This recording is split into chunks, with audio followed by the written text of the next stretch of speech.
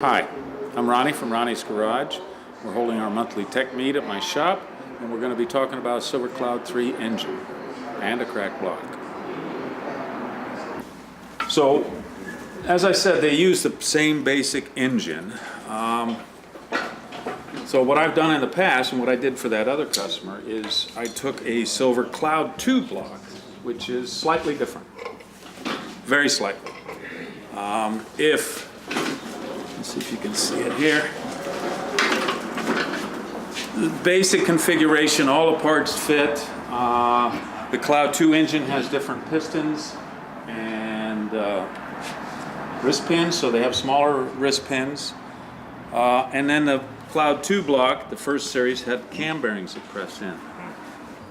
These, all the later cars after that, it's just the block. They just run right on the block. But the camshaft fits right in. All the other parts are basically the same. The biggest difference on the Cloud 2 and 3 engines are, like I said, the cam bearing and then the pistons. And what happened is on the Cloud 2, I got a bunch of them over here. So bore and stroke is the same? Yes. Yeah, thank you, Mark. Cloud 2 had a little lower compression, and if you look at the wrist pins, that's this thing right here, different size. And that is one difference, but also the Cloud 2 engines were notorious for having noisy pistons when they're cold. So you'd start the car and you hear the knock, knock, knock, knock, and then once it warmed up, it pretty much went away. So the Cloud 2s, not only do they have a small pin, but it's dead center on the piston. And I've talked, yes, sir. Anybody that repairs those blocks? I mean, 25,000 is a lot. That's a great question. Because there's really no stress. It's being sleeved. There's some stress. If it's going into the main Compared bearing, to Well, fix that. the corrosion causes issues, heat will cause issues. It wouldn't crack unless there was stress somehow. And being sleeved, it may not have. Well, it's a wet sleeve. It's not like it's pressed in. So yes, many people have tried to weld these blocks. Now, I am not an expert welder by any means. I'm a hack.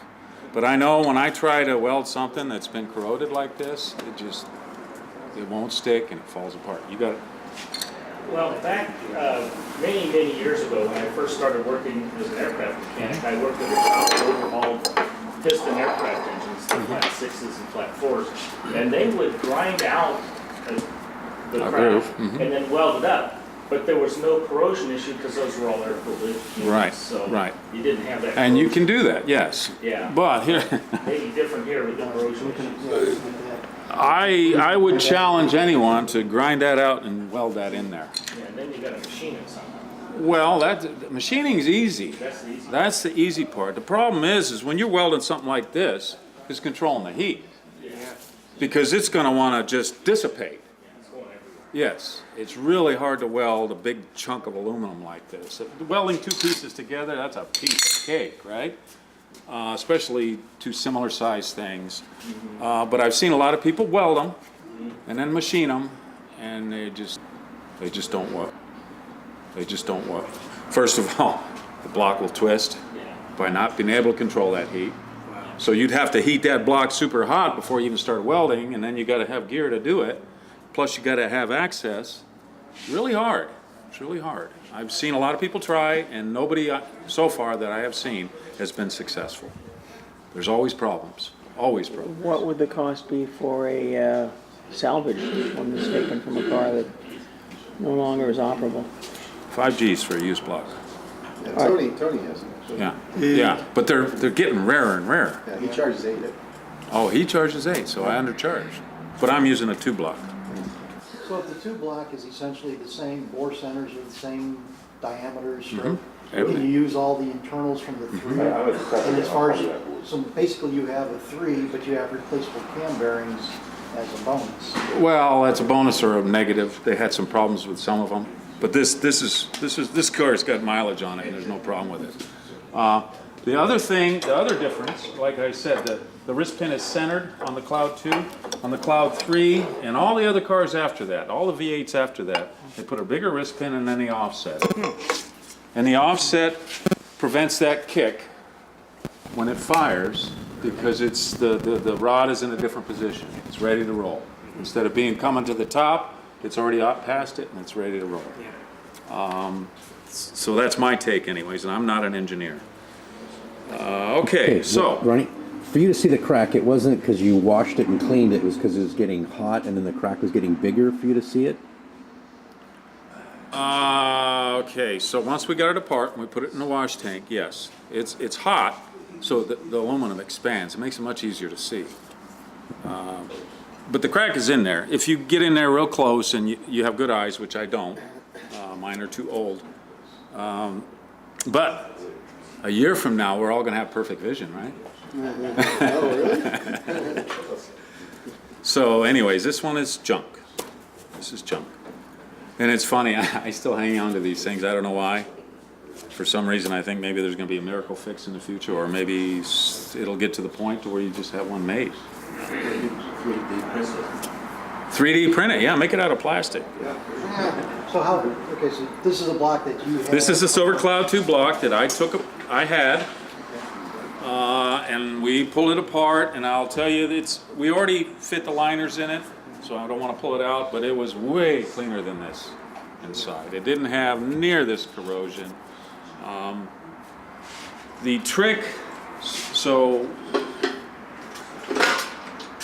let's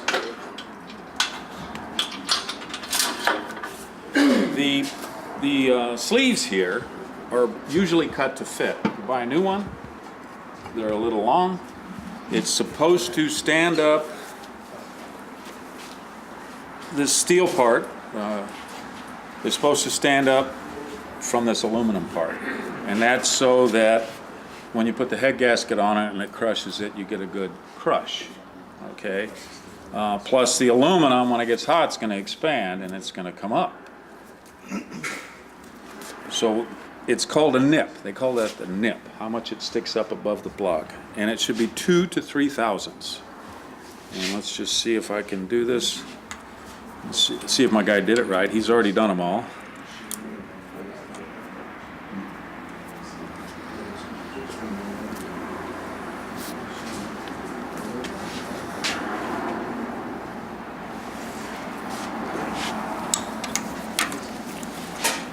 And this is kind of, anytime you do measurements on an engine or anything like that, you got to do it 3 or 4 times before you're sure that you got a good measurement. I feel like they're flush. Sorry? They feel like they're flush. No, they're not. That one is right at 3 thousandths. I don't know if anybody can read it, but it's 0, 1, 2, 3. Yep. So the problem is when these are built at the factory, they're all cut to each block. So we wanted to reuse his sleeves. And I thought, well, maybe we can just use the sleeves in this block. That's what we're hoping for, right? Somebody had rebuilt it with Chevy pistons, which are gone right now. And they bored it out. Chevy pistons, these are 4.1 is the measurement, the bore. Chevys are 4.125.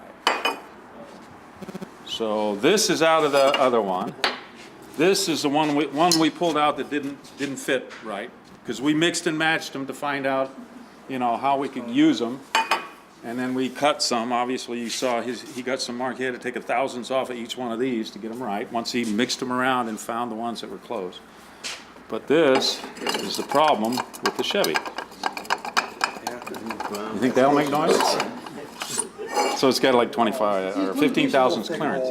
This is the one that came out of it, and it's almost a zero fit. Almost a zero fit. So we got lucky. We only had to put one liner. Reused the rest, cut them all down. Took more time, but that's okay. One thing that's important is this car ran good. And when we pulled it apart, the bearings all look good, so there's no need to really go into that.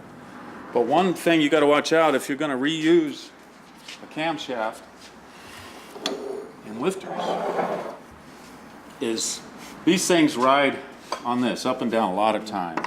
And there's a slight taper on these, so it makes them spin, right?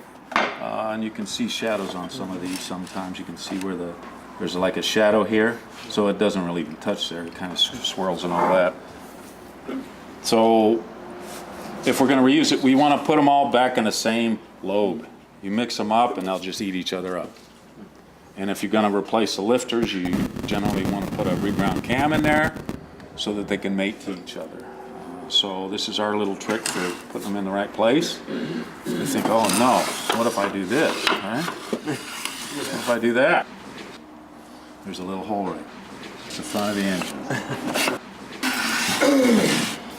Little things are really important when you're doing that kind of stuff, just so people know. All the parts that were inside the 3 are going into this cloud tube block, except for one liner. We put a brand new one in. And yeah. Oh, nice.